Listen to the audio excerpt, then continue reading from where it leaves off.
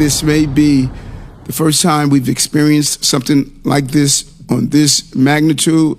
Top story, the air quality alert across the tri-state area due to smoke from the wildfires burning in Canada.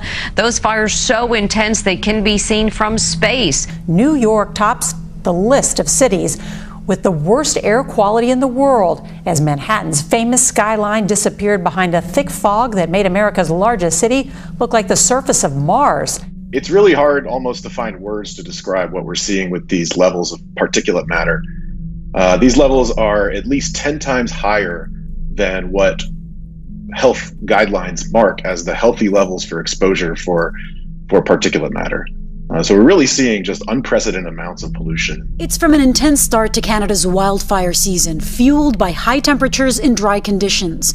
The total number of acres destroyed the first half of the year there, almost 12 times the average. 26,000 people evacuating from their homes. Across the country, there are currently 413 wildfires burning, and 249 of those fires are deemed out of control. To be clear, it is not just New York City. Much of the state is underneath this dangerous smoke. In fact, Governor Kathy Hochul called this a, quote, emergency crisis.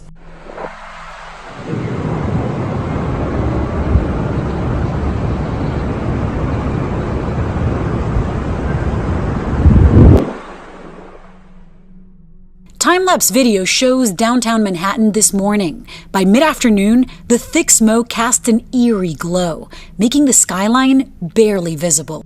And it's all a matter of those wildfires up north. Right now, so far, this part in June, 15 times the average land in Canada has burned. And the height of the wildfire season up north really doesn't get kicked off until July or August. These levels are at least 10 times higher than what health guidelines mark as the healthy levels for exposure for particulate matter. So we're really seeing just unprecedented amounts of pollution in the New York area and in the mid-Atlantic in general. And this is the worst it's ever been, I believe, in Canada when it comes to wildfires, at least in modern history. New York City's air quality registering as the worst of any major city worldwide. It's kind of got a yellowy haze to it. How much of this can be attributed, if at all quantifiable, to climate change and more specifically, the impact of man-made activities on climate change? Yeah, well, it's rather difficult right now to attribute individual events to climate change. That research is probably ongoing as we are speaking right now, and I'm sure people are working on that.